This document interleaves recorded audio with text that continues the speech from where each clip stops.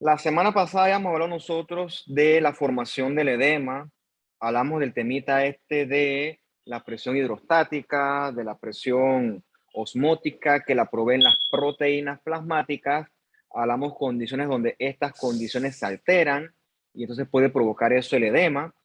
También habíamos dicho algo sobre el papel de los vasos linfáticos en el drenaje del edema, que son vasos que también pueden tener patologías y eso también se asocia con formación de edema. Y también discutimos la diferencia entre un edema inflamatorio o asociado a inflamación, la causa que más te guste, y el otro edema que se asocia es a alteración de estas presiones, que entre comillas es un edema mecánico, que es un edema que no se tiene que ver o no se asocia en nada con la inflamación. Siendo los ejemplos o la forma de resumirlo, la diferencia del punto de vista fisiopatológico de un exudado versus un trasudado. Esos son ejemplos o son conceptos que usted tiene que aprender porque el día de mañana tú vas a recibir muchos de estos líquidos, ya sea pleurales, peritoneales, de donde sea, lo vas a recibir en tu laboratorio y pues tienes que definir qué son, porque dependiendo de eso, el tratamiento del paciente va a variar. ¿Ok? Entonces, por eso es importante que usted conozca de dónde sale este líquido, por qué y qué es lo que se puede o qué es lo que puede significar esto. La segunda parte de la clase anterior, entonces hablamos de la hemostasia, de que cómo dentro de los vasos sanguíneos la sangre corre en un estado líquido, ¿ok? Y que en base a ese estado líquido solamente se va a formar un coágulo cuando hay un estímulo previo, que en este caso el clásico sería una lesión vascular. Entonces hablamos que el endotelio en condiciones normales tiene un perfil anticoagulante. O sea, él no va a permitir que dentro de su vaso sanguíneo se formen coágulos. Entonces, él tiene un montón de mecanismos, que ahí lo dice la diapositiva, para evitar que en condiciones normales se formen coágulos dentro de los vasos. Entonces, hoy vamos a estudiar la contraparte de este fenómeno. Vamos a ver la tendencia a formar coágulos dentro de los vasos sanguíneos. Eso se llama la trombosis y vamos a ver la complicación de esta trombosis que se llama colectivamente el tromboembolismo. Bien, entonces, ¿por qué ocurre trombosis? ¿Qué cambios hay dentro del vaso que hace que el paciente tenga una tendencia a coagular? Bueno, esencialmente son tres causas que se subdividen a su vez en otras más, pero esas tres causas son también llamadas la triada de Virchow, donde tenemos la lesión endotelial, pues eso es obvio. Si el endotelio se lesiona, viene el temita este que hablamos la semana pasada de la exposición del factor de von Willebrand, de la exposición del colano subendotelial, y vienen entonces las plaquetas y es lógico que se forme un coágulo. Entonces también aquí participa el flujo sanguíneo anormal o turbulento, eso lo vamos a estudiar más adelante, y definitivamente los estados de hipercoagulabilidad. Por X, Y o Z motivo, el paciente coagula más de lo normal. Entonces, estos factores, por lo general, cuando coexisten, ¿okay? De forma aislada, pues teóricamente no son tan dañinos, pero cuando coexisten, hasta que se demuestre lo contrario, el paciente está en riesgo de desarrollar trombosis. Y esa trombosis, directa o indirectamente, es lo que hoy en día nos mata, ¿okay? Es lo que hoy en día genera las enfermedades que a nosotros en este mundo moderno nos aquejan. Todo lo que es infarto al corazón, todo lo que es derrame o USB, todo lo que es aterosclerosis, todo eso tiene en mayor o menor medida un componente trombótico que lo que hace es catapultar la enfermedad y hace que pues vengan los eventos estos catastróficos, que si el paciente no fallece, el paciente queda golpeado. ¿Okay? Entonces eso es lo que lamentablemente hoy en día poco a poco pues acaba con los seres humanos, porque pues, bueno, no vamos a hablar hoy, pero después veremos la enfermedad cardiovascular, o sea, prácticamente es parte de nuestra vida. Entonces, obviamente la lesión endotelial, obviamente cuando tú te lesionas un vaso, por X, Y o Z motivo, yo siempre te pongo el ejemplo que sin querer te cortaste, eso va a llevar entonces a la activación plaquetaria y entonces eso va a llevar a la formación de trombos. La pregunta aquí es ¿por qué tu vaso se lesionó? Bueno, obedece a cualquiera de las causas de lesión celular que usted conoce. Una infección, un trauma, o una inflamación. Todas esas cosas todas esas cosas pueden en determinado momento conllevar a la lesión del endotelio. Y una vez que el endotelio se lesione, entonces viene lo que nosotros discutimos en la clase anterior. Llegan las plaquetas comienzan a agregarse, a activarse, hasta que al final se consolida el tapón plaquetario y eso sella el defecto. Por lo general, eso es bueno porque corrige la hemorragia o evita que la hemorragia se extienda, pero es malo en sitios sensitivos, como por ejemplo una arteria coronaria con una placa de ateroma. Si la placa de ateroma se rompe, entonces se va a formar en ese sitio un coágulo y entonces eso es lo que puede terminar de obstruir esa arteria. De ahí viene la popularidad de la aspirina o cardioaspirina para la prevención de estos eventos cardiovasculares. Pues ya eso lo discutimos la semana pasada, pues si no sabes cómo funciona, te exhorto a que te refieras a la clase anterior. Entonces, tú estás cocinando y sin querer, crácata, te cortas. Esa cortada o ese trauma corta epidermis y cuando llega la dermis, en la dermis hay vasitos que son tan chiquititos que para verlos tienes que utilizar un microscopio. Asumo que tú los conoces, pero de que hay vasos y esos vasos tienen los componentes histológicos que tú conoces ya, tienen su tejido subendotelial. Entonces, cuando tú los lesionas, se expone el factor de von Willebrand y también el factor tisular. Entonces, ese endotelio lesionado se inflama y cambia entonces a un endotelio protrombótico, o sea, un endotelio que quiere formar un coágulo que detenga esa, esa hemorragia. Digo, si la causa fue que te cortaste, fine. La cortada nada más ocurre en un primer tiempo y ya se corrigió.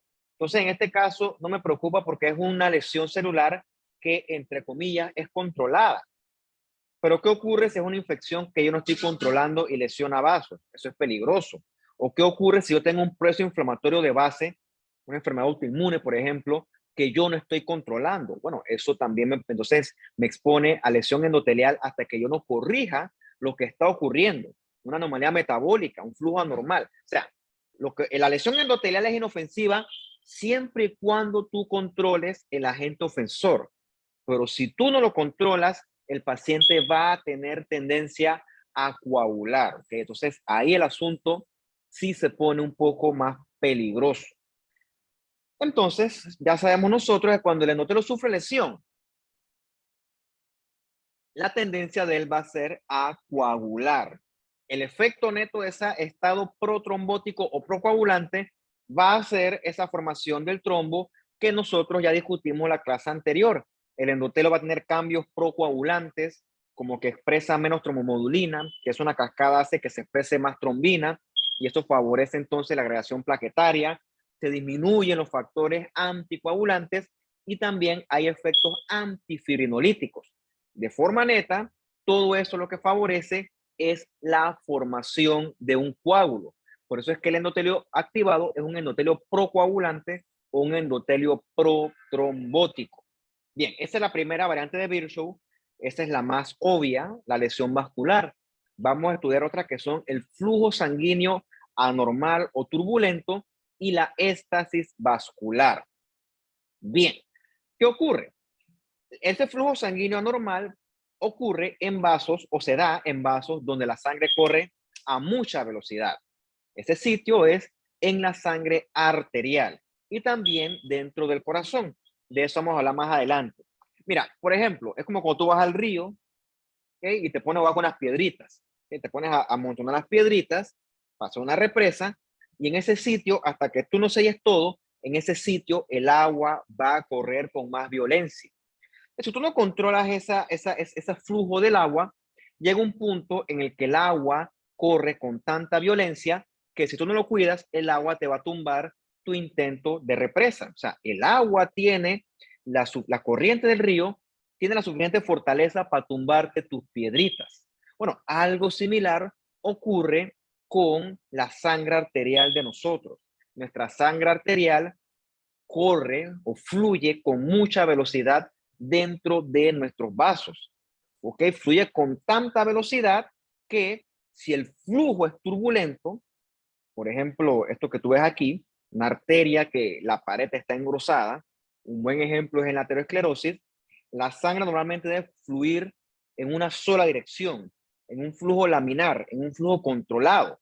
Pero si la pared está engrosada, la sangre va a fluir caóticamente, se va a chocar contra esas paredes engrosadas, que obviamente el engrosamiento no es homogéneo, y esa sangre que va a toda mecha, se va a comenzar a estrellar contra las paredes y eso va a conllevar a un flujo que va a ser caótico, ¿okay? Un flujo que va a ser turbulento, un flujo que va a ser que también inclusive puede también favorecer la lesión del endotelio.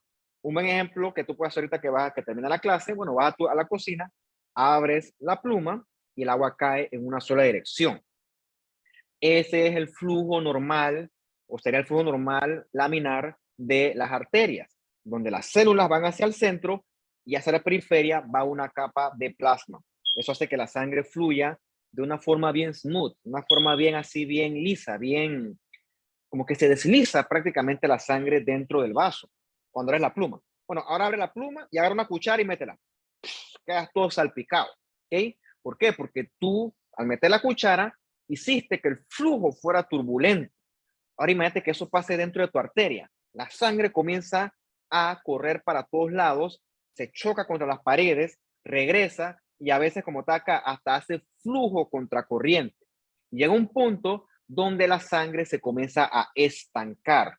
Ese estancamiento de la sangre recibe el concepto o la denominación de éstasis vascular.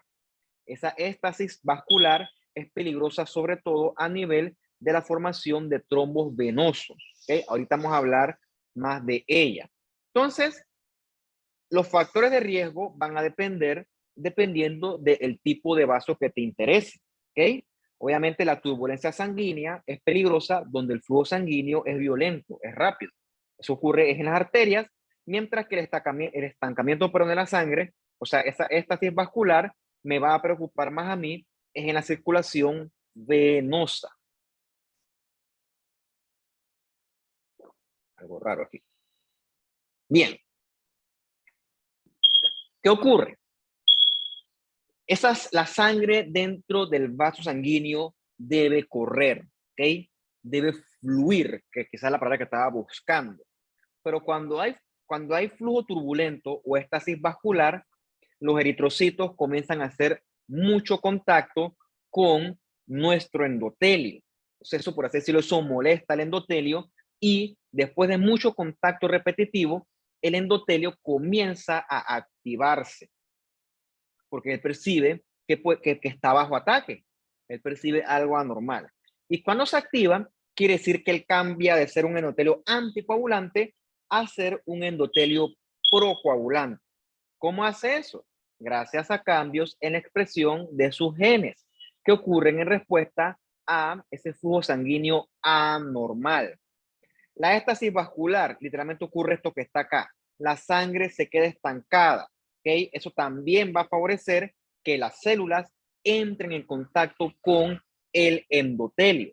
Y también esto que está aquí va a favorecer que los factores de coagulación se acumulen, se estanquen. ¿Okay? La sangre se queda estancada y eso es la receta perfecta para que aquí esto comience a coagular. Entonces se forma un trombo o un coágulo dentro, en este caso, de esta vena. Bien, ¿qué ocurre en condiciones normales? ¿Cómo tus venas hacen para regresar el flujo sanguíneo desde las piernas de vuelta al corazón, luchando en contra de la gravedad? ¿Cómo logras eso? Bueno, tus venas tienen que luchar contra corriente, o sea, contra gravedad. Para lograr eso tienen unas valvulitas, estas válvulas venosas que lo que hacen es favorecer ese flujo contracorriente. Y también tus músculos esqueléticos aprietan esas venas y teóricamente ordeñan esa sangre de manera que la sangre vaya en dirección hacia el corazón. Son mecanismos que hacen que la sangre regrese con normalidad. ¿Qué ocurre? A lo largo que vamos envejeciendo, y por alguna razón ese efecto es más marcado en las mujeres, ese mecanismo de válvulas venosas se va deteriorando y también la obesidad va a influir en esto. Obesidad, sedentarismo, porque dejamos nosotros de usar nuestros músculos esqueléticos, ¿okay? No se contraen, por lo tanto, el efecto ese de ordeñamiento, si es que esta palabra existe, o ordeñación, me corregirá después si quiere, entonces lo perdemos. Y qué mala suerte, ¿por qué? Porque el sedentarismo hoy en día es parte de nuestra vida. Por ejemplo, yo ahorita estoy dando la clase está sentado.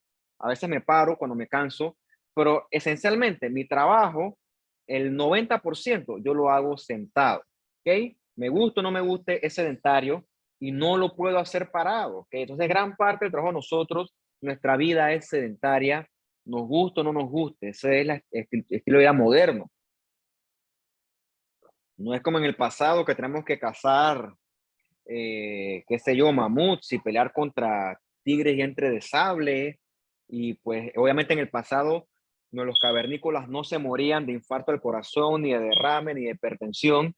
Probablemente esas enfermedades no existían. O sea, se morían porque un tigre los mataba, los mordía, le arrancaba una pierna y el individuo se moría desangrado, o si paraba el sangrado, se moría de una herida infectada. ¿Okay?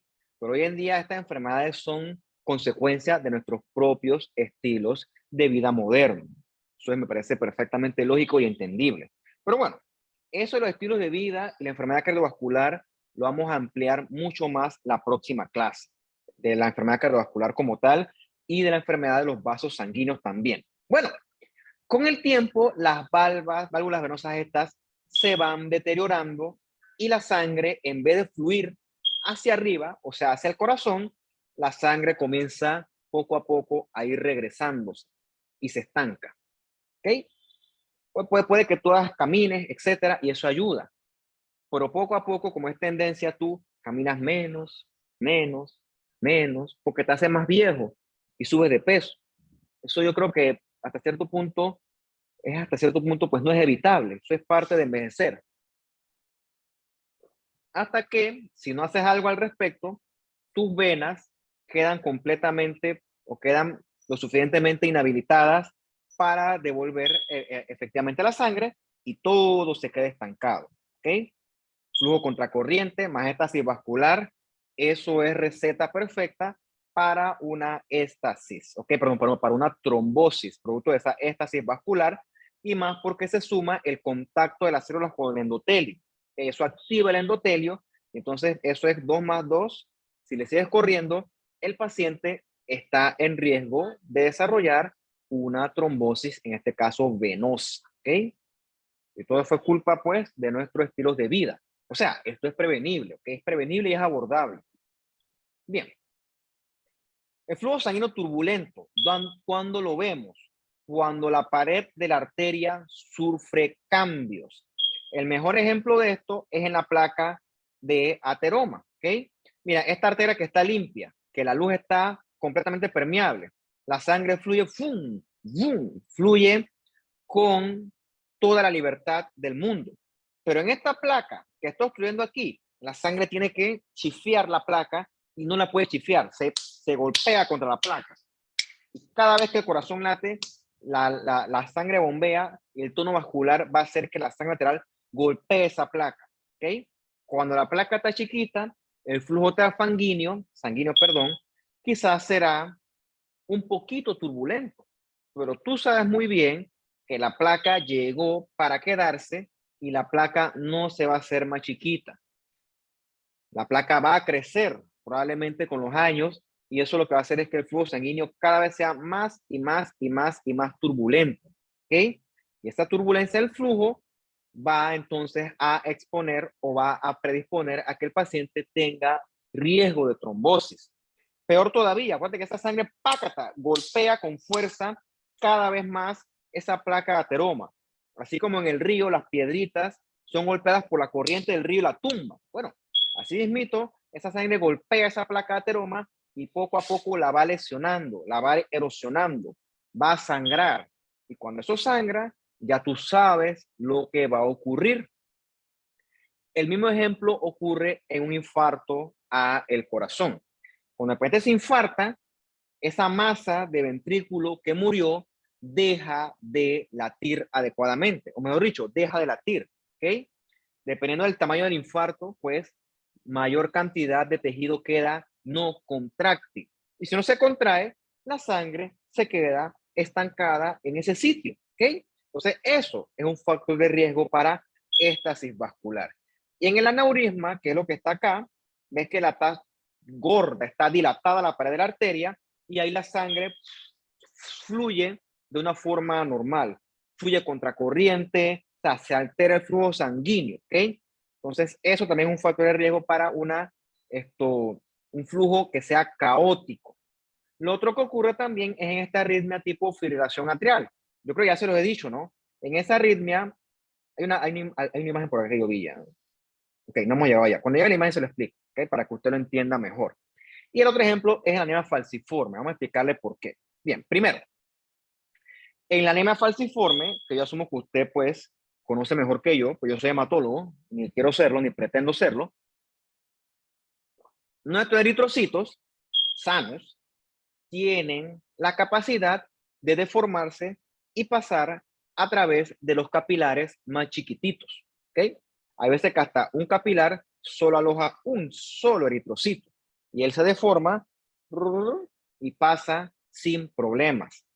Cuando el tipo envejece y cumple 120 años, pierde esa capacidad y entonces se estanca en el vaso, en los cordones de Billroth, y entonces el vaso dice, suficiente, fuera, ¿okay? Fuera de circulación, jubilado, ¿okay? Y lo saca de circulación. Bueno, en este paciente con anemia falciforme, sus eritrocitos, sus sickles eritrocitos, eritrocitos falciformes, en forma de un guineíto, esos eritrocitos, cuando el paciente se estresa y por X, Y o Z motivo se desoxigena, los eritrocitos ¡clac!, adquieren esa morfología falciforme. Y esos eritrocitos no se pueden deformar a través de los vasos chiquititos y comienzan a acumularse, acumularse, acumularse, acumularse hasta que obstruyen un vaso lo suficientemente chiquito. Y en ese sitio la sangre no corre. ¿Okay? Y entonces en ese sitio, tomando en cuenta la clase de hoy, en ese sitio se forma éstasis vascular y flujo sanguíneo caótico. De más está decirte, en ese sitio, el órgano afectado se queda sin su aporte sanguíneo y por eso es que ese paciente te va a hacer esas crisis vaso-oclusivas con mucho dolor y esto también ocurre en el vaso. Entonces parece que ese paciente te destruye todos esos eritrocitos falciformes y te hace esas crisis hemolíticas, esas anemias hemolíticas, que puede quedar amarillo, ¿ok? Porque hasta ictericia debido a esa destrucción masiva de eritrocitos. Entonces que el vaso también queda, secuestra demasiado eritrocitos. Pero bueno, no vamos a hablar, la clase de hoy es de trombosis, no es de sickle cell disease. Y obviamente esto, bueno, obviamente, ¿no? Esto es lo que ocurre en un aneurisma. La pared de la arteria ¡blup!, se sopla, se dilata y es lógicamente aquí la sangre no va a correr adecuadamente, no va a fluir adecuadamente. ¿Ok? Esto aquí va a ser un foco, perdón, de flujo sanguíneo turbulento, caótico. Y el último elemento de la tríada de Virchow va a ser los estados de hipercoagulabilidad. Todo esto que están acá, ¿no? El paciente puede tener una mutación en un gen que codifique un factor de coagulación que va a hacer que ese factor de coagulación coagule más, ¿güey? Raro, pero puede pasar. Por suerte, raro, ¿ok? Es un contexto genético. Pero lo otro, pues, un paciente con riesgo de tener un estado de hipercoagulabilidad. Como por ejemplo, ahora con el COVID, muy famoso fue las pacientes que consumen o que toman anticonceptivos orales. Vamos a explicar por qué. Bueno, ¿qué ocurre? Los anticonceptivos orales, por cierto, no los de ahorita, ¿okay? Los primeros, porque los de ahorita, pues, todos esos efectos adversos, pues, han sido, pues, minimizados al mínimo, valga la redundancia. Ahorita voy a decir por qué estoy diciendo eso así con tanta precaución. Los anticonceptivos son hormonas, los orales, pues son hormonas esencialmente estrógenos, entre otros. Yo no soy ginecólogo ni pretendo serlo, sé ciertas cositas que son muy generales. Entonces, ese estado hiperestrogénico aumenta la síntesis a nivel del hígado de los factores de coagulación. Y eso es lo que teóricamente predispone a esa mujer, que si paciente, probablemente no es ninguna paciente, la predispone a un estado teóricamente hipercoagulable. O sea, pues yo no quiero que tú digas o que tú repitas que ahora yo diga, sí, anticonceptivos orales es igual a hipercoagulabilidad, eso es igual a trombosis y eso es igual a evento trombótico. Claro que no, la medicina avanza y hoy en día los anticonceptivos, la dosis hormonal está mucho más regulada y todos esos efectos no deseados secundarios a la anticoncepción prácticamente todos son evitados. Yo me acuerdo cuando yo estaba en escuela, que se puso muy en boga el tema este de las ITS y el tema este de los embarazos no deseados.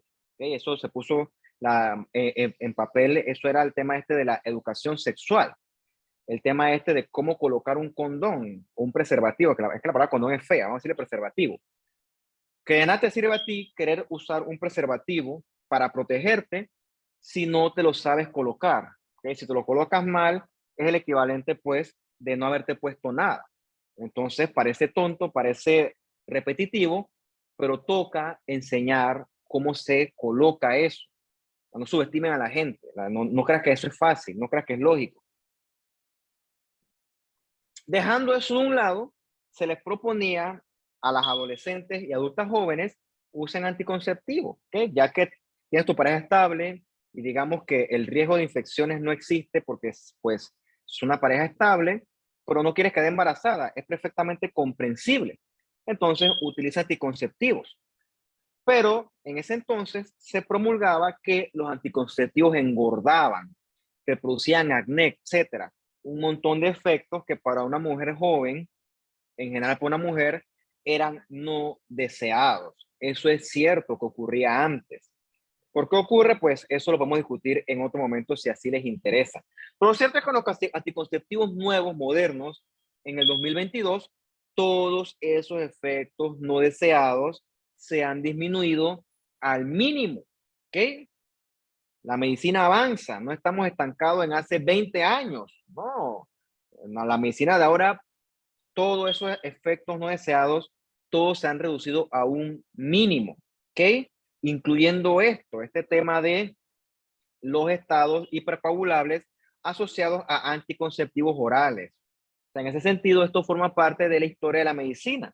Y si te busca la estadística, la probabilidad de que una paciente con anticonceptivos orales tenga un evento trombótico es muy baja, 0.00 algo. ¿Okay? Algunas pacientes con mala suerte lo habrá sufrido, pero es una de muchas de miles. ¿Okay? Esto es un tema interesante, por cierto.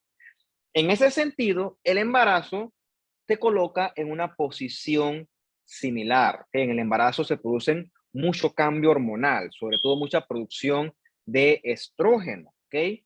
Y teóricamente eso también aumenta los factores hepáticos o la producción de factores hepáticos, perdón, de factores de coagulación a nivel hepático. Pero ¿qué ocurre? Probablemente el embarazo es la obra maestra de Dios. ¿Okay? El embarazo es una máquina perfecta, que es como el ser humano perfecto, un ser humano que esto va más allá de las normas de la ciencia. Entonces, créeme que si el embarazo te crea un estado hipercoagulable, no lo está haciendo porque es algo malo, ¿ok? Lo está haciendo porque está preparando para algo. Lógicamente, cuando la paciente da a luz o tiene el parto como tal, sangra. Entonces, en ese momento son necesarios esos factores de coagulación. Por eso es que teóricamente ocurre esto, ¿ok?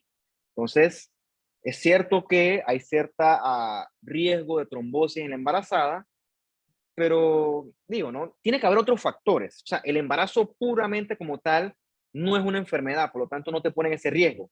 Tiene que ser otra paciente que tenga alguna otra clase antecedente que sea lo que la predispone a un evento trombótico per se durante el embarazo. En los cánceres avanzados, ¿qué nos sucede? ¿Okay? Otra cosa que sucede es que el paciente, los productos tumorales también son procoagulantes. En los pacientes ancianitos, en los abuelillos, también hay tendencia a mayor agregación plaquetaria y consecuente estado hipercoagulable. Y para variar, tabaquismo y obesidad también son factores de hipercoagulabilidad. Come la enfermedad que tú quieras, la que tú quieras, el tabaquismo es primer lugar como factor de riesgo y de segundo, ahí pegadito, está la obesidad. ¿Ok? Son nuestros males modernos, nos guste o no nos guste. Bien. Entonces, como yo no soy médico clínico, yo soy médico patólogo, yo veo las cosas al microscopio. ¿Ok? Todo. ¿Ok? Porque la forma de descubrir qué es viéndolo chiquito, chiquito, cada vez más chiquito. Y también vemos los trombos al microscopio. Los trombos se pueden formar en virtualmente cualquier vaso, arterial, venoso, el que más le guste, ¿ok? Ya vimos que los trombos arteriales se asocian al flujo sanguíneo turbulento, mientras que el venoso se asocia al estancamiento de la sangre. Más adelante, en la próxima parte de la clase, vamos a ver que el problema del trombo per se, si es que se forme, es un problema, ¿ok? Pero el asunto no se acaba ahí. El trombo suele soltar un pedacito de él que se aloja en otro sitio, ¿ok? Ese pedacito que se suelta es lo que le llaman émbolo. Y suele ser el émbolo el que entonces causa los estragos. Por eso que colectivamente se le llama esto tromboembolismo. Bien, este tema cogió mucho auge con el temita este del COVID, porque se le asociaba al COVID, la causa de muerte, a un posible tromboembolismo. ¿Y cómo sabemos que el trombo es real? ¿Qué ocurre? Cuando el paciente se muere, el corazón deja de latir y por lo tanto toda la sangre se queda estancada en el sitio donde estaba, donde el paciente murió. Entonces, eso es un estado de éstasis vascular forzada. Entonces, en ese sitio, la sangre va a coagular. Entonces, cuando tú haces una autopsia, el paciente está lleno de coágulos por todos lados. Entonces, ¿cómo yo sé que ese coágulo es real, que ocurrió cuando el paciente estaba vivo? ¿O cómo yo sé que ese coágulo ocurrió simplemente porque el corazón dejó de latir y a todos nos va a pasar cuando nos muramos? Bueno, hay una forma de diferenciarlo. Mira, esto es un pulmón.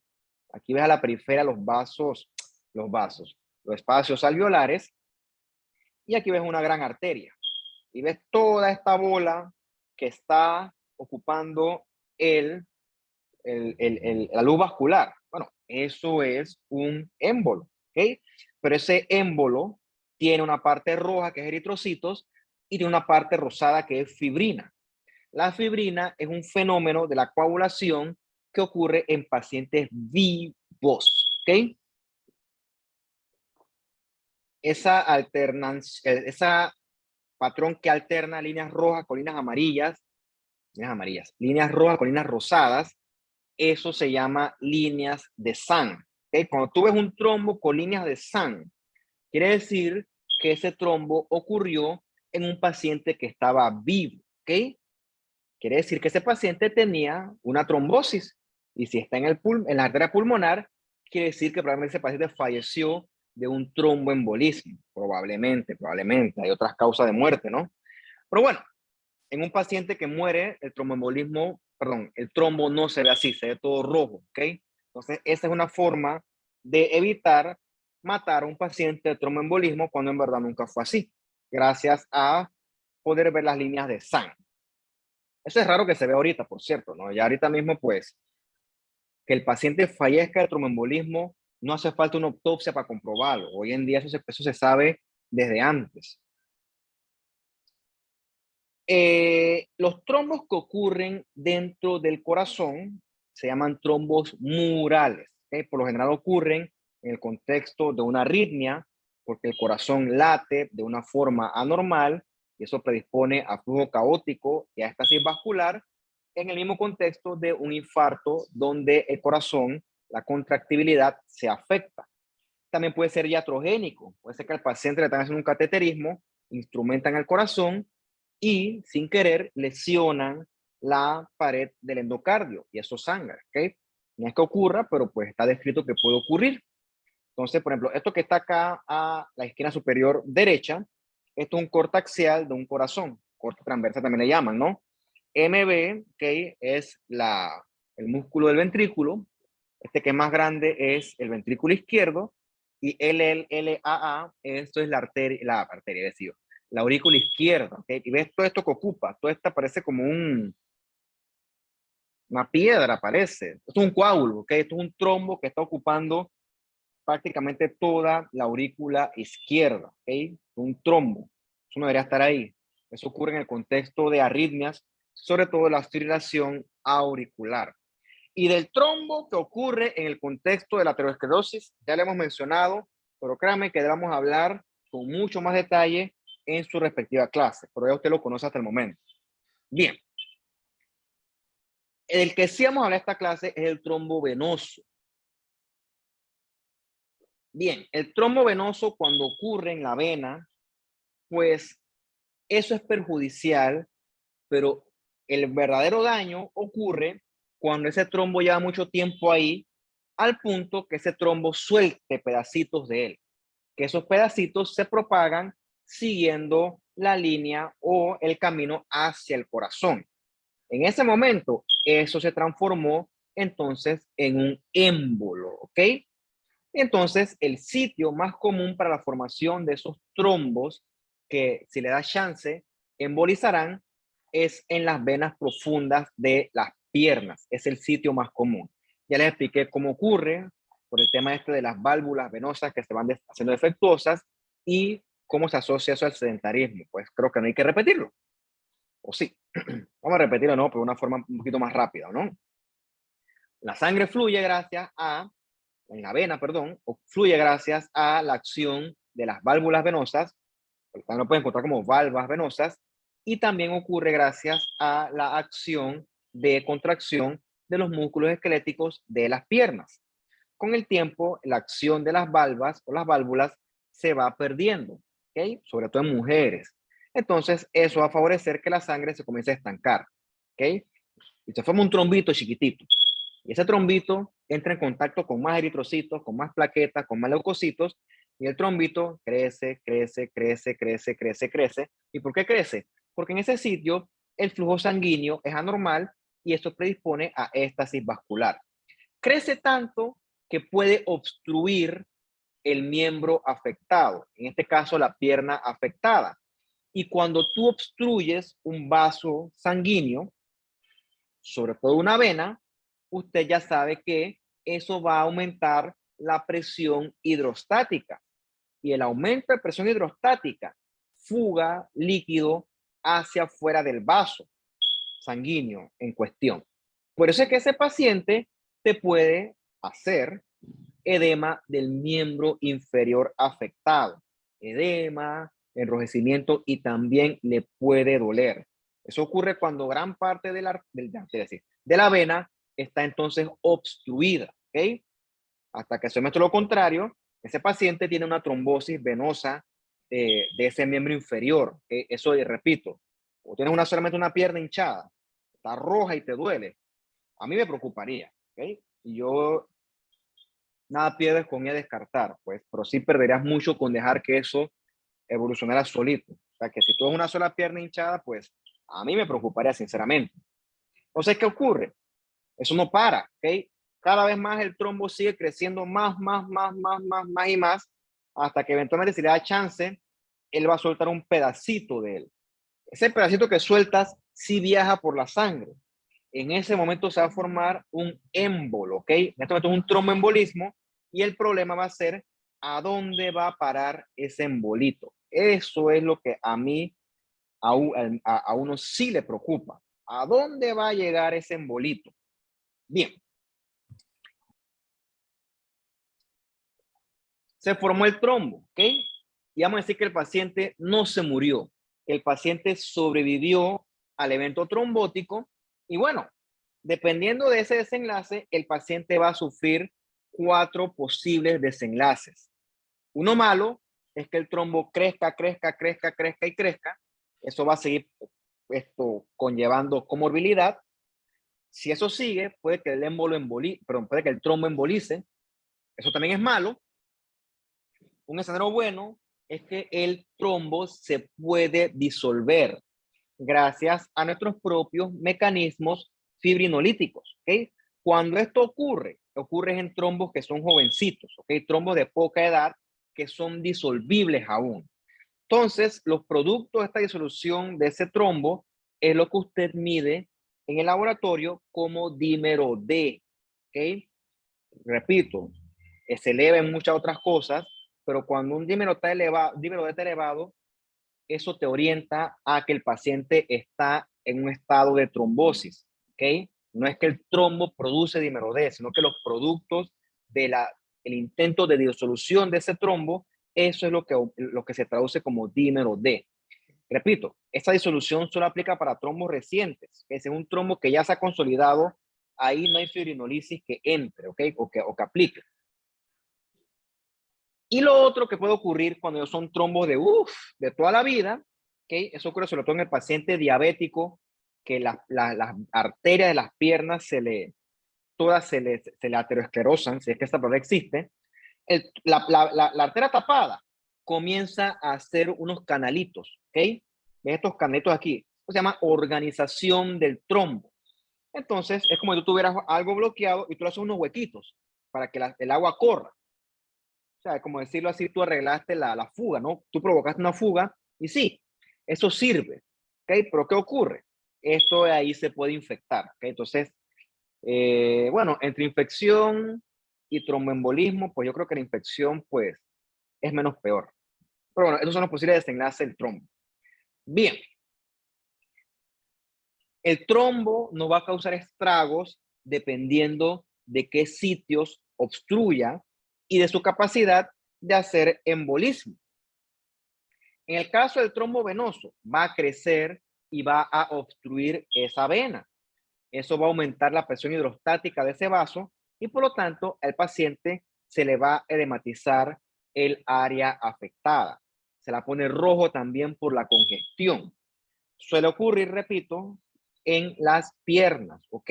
Sobre todo en las venas profundas. Y cuando tú ves esto, lo que nos preocupa realmente ahí es que eso, si le da chance, puede embolizar hacia la arteria pulmonar. Y los trombos arteriales, el problema con ellos, ¿dónde está la imagen esa hoy? Bien, aquí está, no lo voy a decir todavía. Bueno, los trombos arteriales sueltan embolitos que pueden viajar por todo el cuerpo y obstruir. Y donde obstruyen, el sitio afectado va a morirse por isquemia, va a sufrir muerte celular por isquemia. Bien, vamos a tomar aquí unos 2 minutos y seguimos.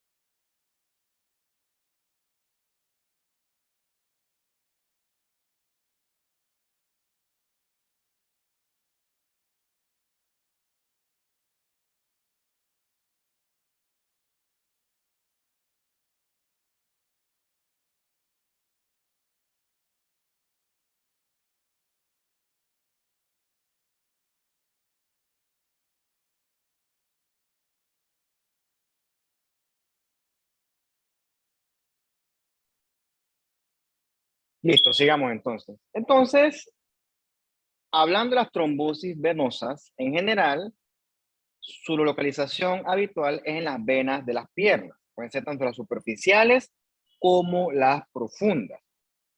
En el caso de las superficiales, no nos preocupan tanto.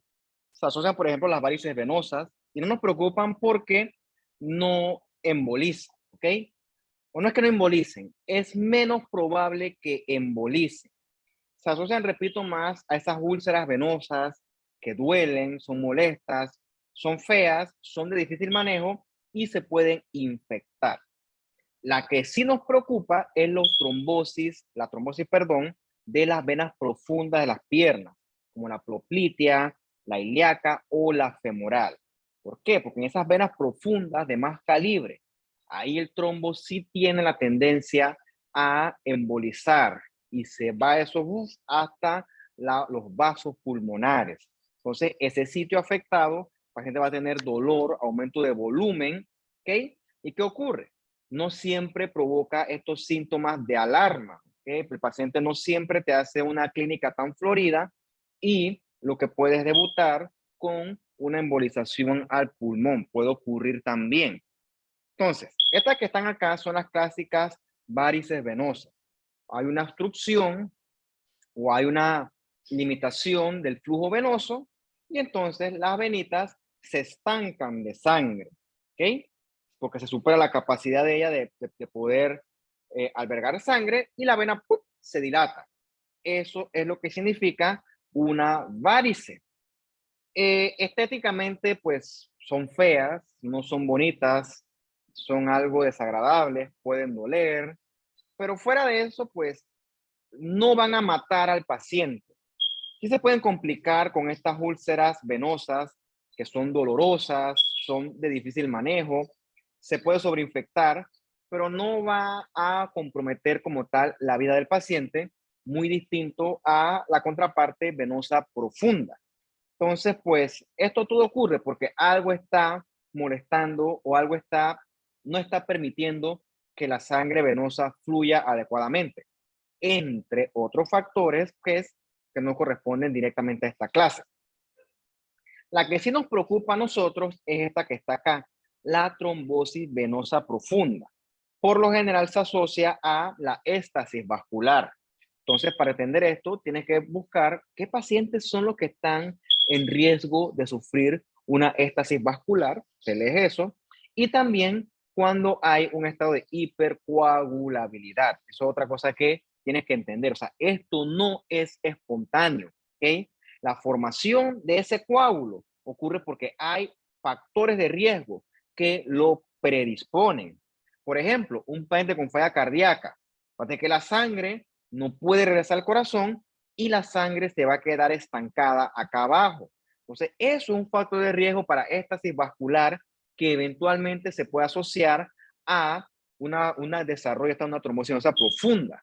Lo otro que ocurre, un paciente, por ejemplo, un abuelito que le da un derrame y entonces el abuelito queda encamado. Y como él está encamado, ya él no camina y la sangre se queda estancada en las venas de las piernas. Eso sería un caso de una éstasis vascular. Entonces, eso lo pone en riesgo de desarrollar una trombosis. En el caso de los aviones, por ejemplo, tú dices, sí, cuando yo voy a un avión, ponte que yo voy para Turquía, que está muy de moda, 10, 12 horas sentado en un avión, ¿por qué no me da una trombosis venosa profunda a mí? Bueno, porque tienes un factor de riesgo solamente, que es esa potencial éstasis vascular. ¿Okay? Los pacientes que están en riesgo, un paciente que tiene factores extra. Por ejemplo, tienes que sumarlo a un potencial estado de hipercoagulabilidad o a una potencial lesión vascular o a todas. No estoy seguro si lo decía de episodios anteriores, si no los digo yo. Recuerda que son 3 factores de riesgo que hace mucho tiempo describió Virchow, el padre de la patología, para desarrollar trombosis. La éstasis vascular, el estado de hipercoagulabilidad y peso por peso el más importante, que es la lesión vascular. Uno solito no te va a causar una trombosis. Tiene que haber varios, ¿ok? Me parece que tú te expones a uno, no vas a hacer una trombosis. Tienes que tener más de uno, o por qué no los tres, y por mucho tiempo desarrollándose. Por eso es que obviamente no es que estás montado tú, un muchacho joven, o yo, a un avión, y me voy a morir un tromboembolismo porque estoy volando. No tengo suficientes factores de riesgo. Claro, la cosa se pone mala cuando un paciente tiene otros factores de riesgo, y me imagino que tú alguna vez has escuchado o has leído de esos casos de pacientes que te hacen esos eventos producto de un vuelo prolongado, que por ahí la diapositiva lo dice. ¿Okay? Un paciente que tiene otros factores de riesgo sumados a su condición. O sea, está salado. ¿Okay? Mala suerte. Entonces, que una práctica razonable es que, bueno, tú te pongas esas medias antiembólicas, no me acuerdo cómo se llaman, la que hacen presión, antitrombóticas, que camines, ¿sí? Porque esa caminata lo que hace es que tus músculos aprieten y favorezcan el retorno venoso. ¿Okay? Aparte que se siente bien. Una cosa que sí me ha pasado es cuando tú estás en el vuelo, yo me quito los zapatos y cuando me voy a poner no me quedan. Eso ocurre por eso, ¿no? Porque la sangre se queda mucho tiempo ahí estancada y eso predispone a un potencial aumento de la presión hidrostática. Cuando tú comienzas a caminar, poco a poco eso va mejorando. No es que es ciencia ficción, pero es para que tú, pues, por un tema de comodidad, no tanto porque vayas a una trombosis, pero lo hagas, ¿no? Camines, uses tus medias, etcétera. Pero no es que te vas a quedar 12 horas ahí sentado, no tienes por qué aguantar esa incomodidad. Aparte que eventualmente tienes que orinar. Me explico, ¿no? Entonces, eso es lo que ocurre, ¿no? Parece algo tonto, pero algo como caminar ayuda a evitar esto. El problema es que la persona no pueda caminar. Entonces, esa persona está en un riesgo como tal. Bien. Entonces, no solamente un abuelito con un derrame. Cualquier persona que no pueda caminar está en riesgo de hacer trombosis. Por ejemplo, un paciente gravemente enfermo que entra intensivo y está mucho tiempo encamado, también está en riesgo de hacer una trombosis. Por eso es que hay profilaxis antitrombosis, hay un paciente gran quemado, etcétera. Cualquier paciente de esos va a estar en un estado protrombótico con riesgo de lesión vascular que se suma también a estas alteraciones del flujo vascular. En el embarazo, fuera del tema hormonal, también hay mayor riesgo de trombosis venosa profunda, riesgo, porque por un tema mecánico, el útero comprime las estructuras vecinas. ¿Okay? Por eso es que la paciente embarazada, pues, orina mucho. No es que orina mucho, ¿okay? Tiene urgencia para orinar. ¿Por qué? Porque el útero, adivina qué hace la vejiga, ¡pah! La aprieta, ¿okay? Y eso hace que la paciente, no es paciente, eso hace que la mujer embarazada tenga más urgencia de orinar. Y también aprieta de forma mecánica las venas de ese sitio, ¿ok?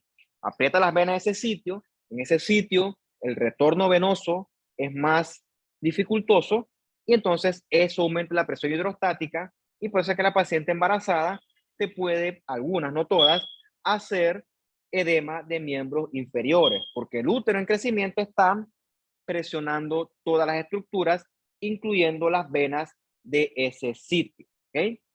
Repito, Dios no hizo una mujer embarazada para que fuera defectuosa. ¿Ok? Créeme que todos esos efectos adversos están aplacados de otro lado. ¿Okay? Es una máquina, yo siempre digo, casi perfecta.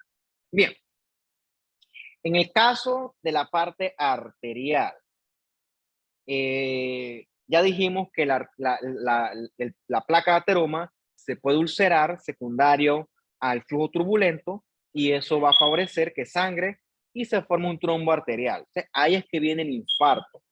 El otro escenario es en el contexto de una arritmia, ¿okay? Una arritmia que haga que el corazón no lata adecuadamente. Entonces, en ese sitio donde el corazón no lata adecuadamente, la sangre se puede comenzar a estancar, o sea que va a ser un sitio de flujo sanguíneo caótico y también va a ser un sitio de éstasis vascular hasta cierto punto, como el contexto de esta afiliación auricular. O sea, aquí se forma un trombito, ¿okay? Que dependiendo de cuánto tiempo dure eso, el trombo va a crecer más, y entonces eventualmente el corazón vuelve y arranca de nuevo, ¿okay? Eventualmente, puff, late, y cuando late esa aurícula, boom, manda un trombo, en este caso ya es un émbolo, lo manda al ventrículo izquierdo, y del ventrículo izquierdo, ¡boom!, accede él a la aorta. Y de la aorta, él puede sufrir muchos destinos. ¿Qué ocurre? El corazón tiene mucho calibre. O sea, el corazón no se va a obstruir por ese trombo o ese, en este caso, ese émbolo. Pero un vasito periférico sí va a ser obstruido. Entonces, ese trombito puede ir a parar a una arteria del cerebro, a una arteria renal, a una arteria del intestino, y ahí en ese sitio sí va a causar estragos. ¿Por qué? Porque va a obstruir la arteria y entonces ese sitio, como ven aquí, se va a quedar sin ese aporte sanguíneo y ahí va a haber muerte celular por isquemia, ¿ok? O sea, esa es una forma de cual una enfermedad cardíaca se asocia a eventos isquémicos, por ejemplo, en el cerebro. Es una causa de un SB isquémico, ¿ok? Ya esa palabra derrame, pues déjenla de lado. Es una palabra del individuo de la calle. Tiene que hablar con propiedad. Es un SB isquémico. ¿Ok? Porque ese trombo viaja y acá obstruye. ¿Ok? Es que por eso, derrame es porque hay mucha sangre, eso es hemorrágico, y la verdad es que eso está mal dicho. Pero bueno, ¿no? Tomando en cuenta lo que pasó con Japanese, la palabra derrame está muy de moda. Por lo menos digan así, o sea, SB, enfermedad cerebrovascular, o ACV, que no me gusta porque es más larga, accidente cerebrovascular. O sea, traten de hablar con propiedad, eso le da a ustedes presencia, aunque no parezca. Bien, hay otros fenómenos más caóticos como la coagulación intravascular diseminada, que eso ocurre en un paciente gravemente enfermo, que es que por ese estado proinflamatorio, ¿ok? El paciente gravemente enfermo, comienza entonces una trombosis masiva en todo el cuerpo, ¿ok? Entonces, ¿qué ocurre?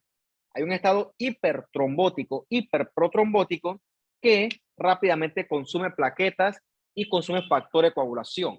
Entonces el paciente se acaba todo su mecanismo procoagulable y entonces ahora él entra en un estado anticoagulable. No puede coagular y él comienza a sangrar. Entonces el paciente te cicla entre coagulación excesiva y sangrado al mismo tiempo, ¿no? O sea, una cosa paradójica, pero también puede ocurrir. Pero bueno, por suerte eso no es mi área, ¿no? Esto es más de los intensivistas y compañía, pero es para que sepas que existe. Bien. Ya para finalizar, bueno, no para finalizar todavía, porque esta es la segunda parte de la clase, el embolismo como tal. Se formó, vamos a hablar primero del trombo que es sanguíneo. ¿Por qué? Porque el émbolo no solamente es un coágulo que se desprende. El émbolo es cualquier sustancia anormal que está viajando por la sangre. Puede haber émbolos tumorales, puede haber émbolos gaseosos, puede haber émbolos grasos, pero bueno, en la mayor estadísticamente, mayor cantidad de los casos, obviamente son émbolos secundarios a una trombosis. ¿Ok?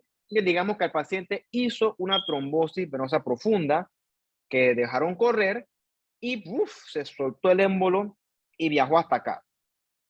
Esto que tú ves aquí es un pulmón, está abierto, y esta es la arteria pulmonar. Y tú ves aquí como el émbolo ocupa toda la luz de la arteria pulmonar. O sea, en ese momento el paciente, el pulmón, se le bloquea, no fluye más sangre, ¿ok? Cuando no fluye más sangre, es como tú empiezas el cuerpo off, ¿ok? Apagas todo, el paciente muere, ¿ok? Es una de las causas de muerte súbita. Un tromboembolismo que obstruya la totalidad de la arteria pulmonar. Es una muerte, el paciente está hablando y de repente, ¡bugutu! Se cae al piso, una muerte súbita, ¿ok? Puede pasar, ¿no? Nunca lo he visto, por cierto, pero puede pasar. Entonces, por eso, porque el coágulo, quizá en la pierna, era molesto, pero no era fatal. Pero aquí en la arteria pulmonar sí es fatal, sobre todo si la obstruye toda. Lo bueno es que suele no obstruirla toda y que, bueno, no es un evento automáticamente fatal. O sea, no es una muerte súbita como tal. Te da chance de darle manejo. Entonces, el problema del émbolo es cuando viaja y se estanca. Teóricamente, si él pudiera viajar siempre por la sangre, no ocurre nada. ¿Pues? Pero el problema es que eventualmente él llega a un sitio donde ya queda estancado.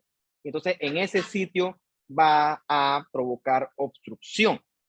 Esto es lo que ocurre en la trombosis venosa profunda.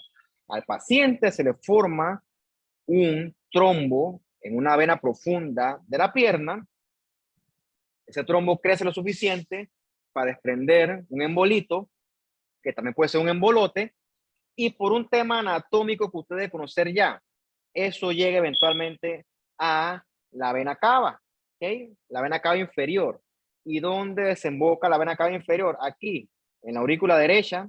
Eso pasa a al ventrículo derecho y de ahí a la arteria pulmonar, ¿ok? Y de ahí, dependiendo del tamaño, ese embolito se va a estancar en algún sitio de la vasculatura del pulmón o de los vasos pulmonares, mejor dicho. Esa palabra vasculatura creo que en español no existe. O sí existe. No existe. Eso es vasculature. Eso es en inglés. Bueno, si son émbolos chiquitos, pues el daño es mínimo. ¿Okay? Eso es lo que uno esperaría. ¿Por qué? Porque el pulmón, por un tema anatómico, es un órgano que es ricamente irrigado.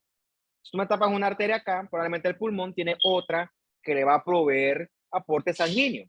Por eso es que realmente pues el daño en ese escenario pues no es tan dramático. Pero acuérdate, si esto está ocurriendo aquí, es probable que tienes que parar el evento, ¿ok? No es que, fue un trombito y ya se acabó, un émbolo chiquito, no. Eso puede seguir pasando, tienes que aplacarlo, porque el problema es que llegue ese émbolo y entonces aquí, se aloja aquí en la arteria pulmonar y eso sí va a acabar con la vida del paciente, ¿ok? Porque repito, donde tú tapas esto, los pulmones, es como si cerraras el circuito.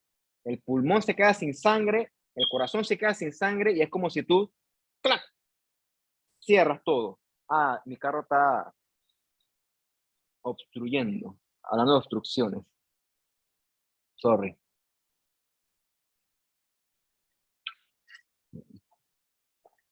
Entonces,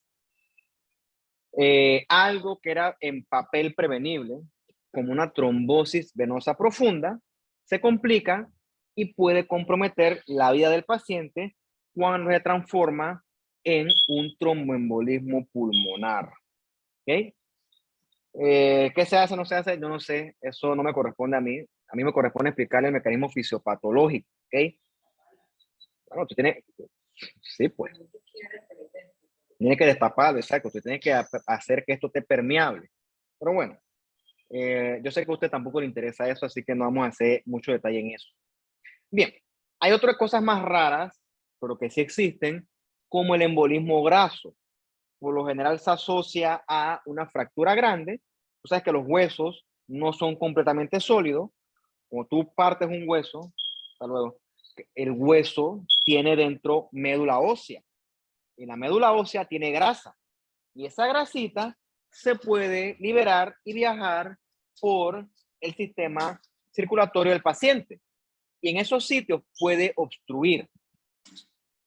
El embolismo graso como tal, en la mayor parte de los casos, es inofensivo, ¿ok?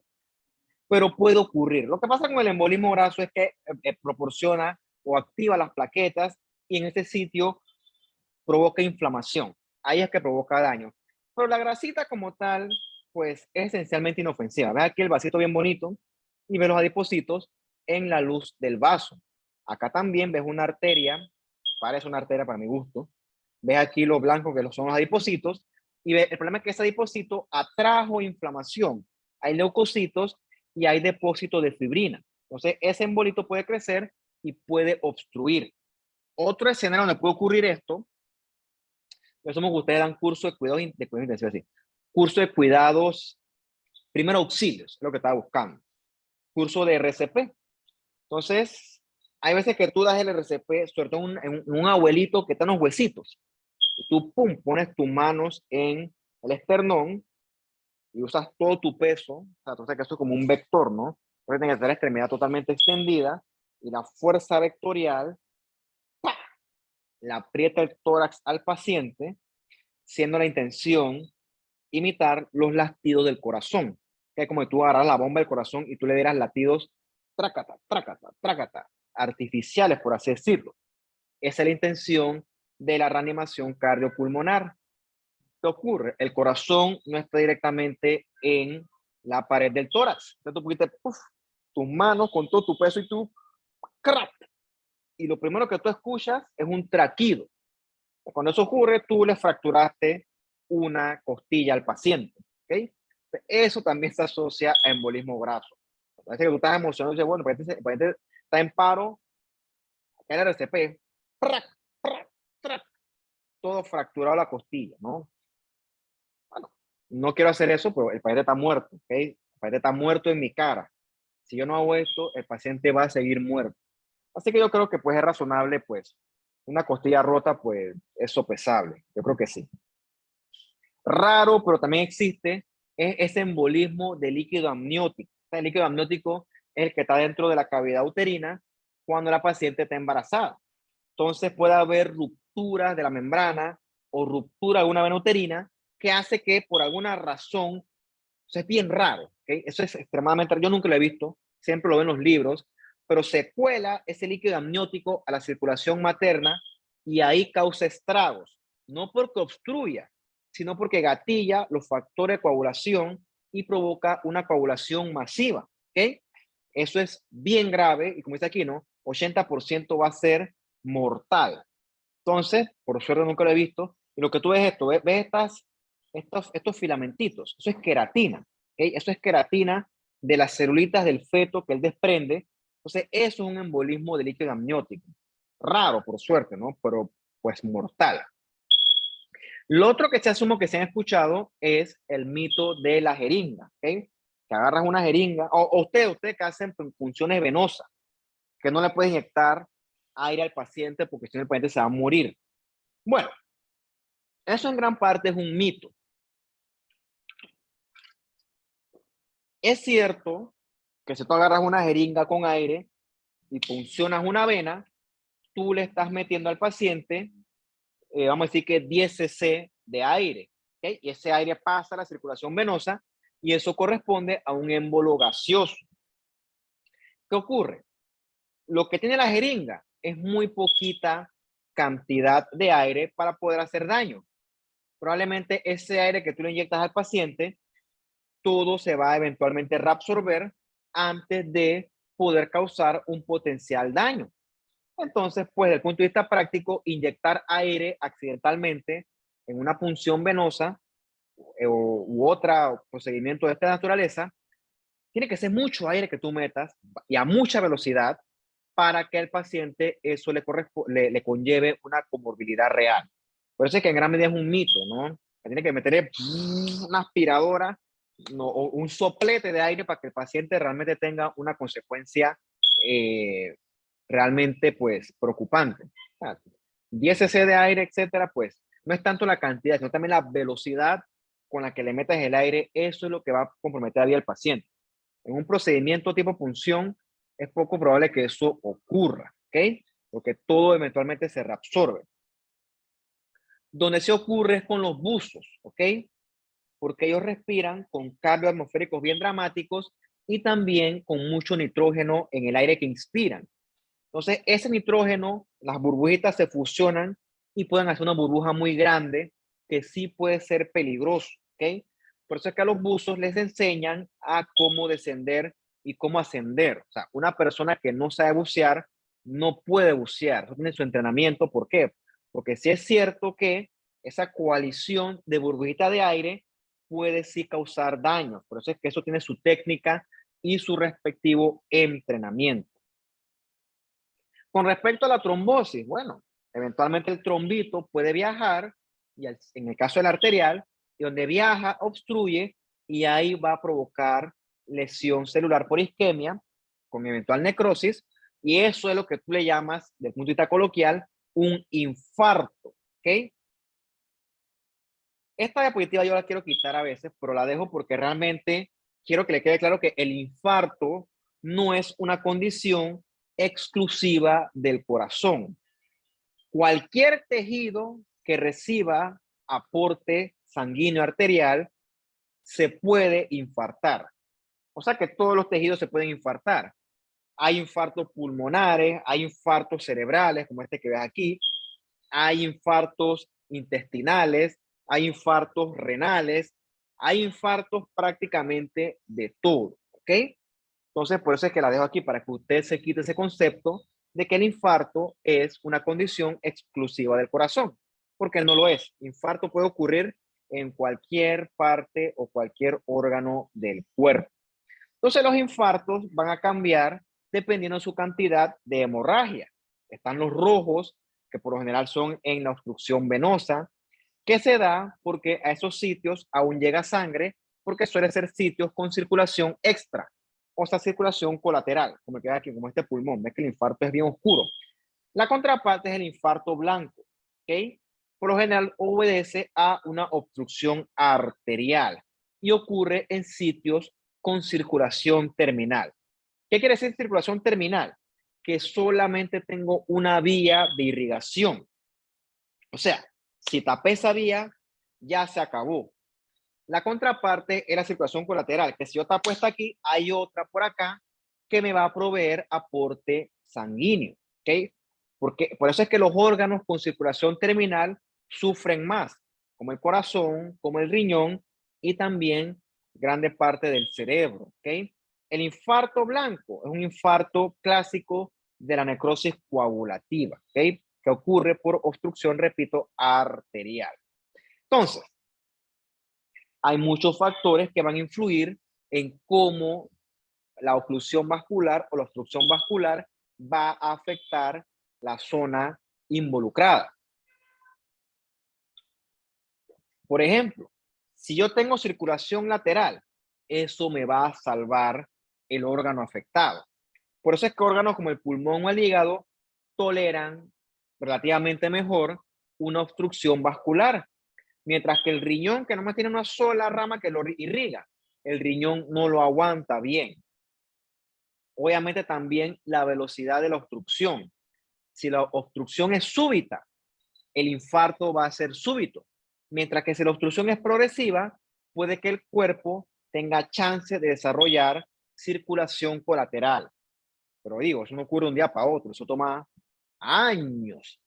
Y obviamente depende también de cuál sea el tejido afectado. No es lo mismo la isquemia en un pulmón, que tengo dos pulmones, ¿ok? Y que los pulmones toleran relativamente bien isquemia, a, por ejemplo, la neurona, ¿ok? Por eso es que los infartos al cerebro, los famosos SB, son tan dramáticos, ¿ok? Porque la neurona acá arriba en el cerebro no tolera la isquemia, ¿ok? En cuestión de minutos, máximo 4, las neuronas poco a poco comienzan a morir. Y una neurona que murió es una neurona que no va a regresar, ¿ok? El paciente, el daño que tiene, lo va a tener para toda la vida, ¿ok? Por eso es que los derrames son dramáticos. Un evento similar, mira este corazón, totalmente chancleteado, ¿ok? Todo esto que tú ves aquí son infartos de distintos tipos de tiempo de evolución. Este que es muy agudo, horas, este que es subagudo y este que es una cicatriz literalmente. El corazón aguanta un poquito más la fibra muscular cardíaca hasta media hora, ¿ok? Pero si tú dejas pasar el tiempo y la obstrucción sigue, cada vez más y más, el tejido cardíaco del ventrículo, el músculo del ventrículo, va a ir muriéndose cada vez más y más. Entonces, con estas cosas no se puede jugar. O sea, tú tienes que ir a un cuarto de urgencias para que te corrijan lo que está ocurriendo ahí, porque si no, entre más tiempo pasa, se traduce en más tejido muerto. O sea, esos dos tejidos, la neurona y la fibra muscular cardíaca, no son tolerantes a la hipoxia isquemia y peor, las células de ellos no hacen mitosis. Entonces que lo que se murió, se murió. Distinto a los epitelios, fibroblastos, etcétera, que sí tienen mucha capacidad de proliferar luego de la lesión celular, o de la muerte celular, mejor dicho. Creo que era la última esa. Sí, listo. Pues, a ver, ¿tienen preguntas, dudas, comentarios?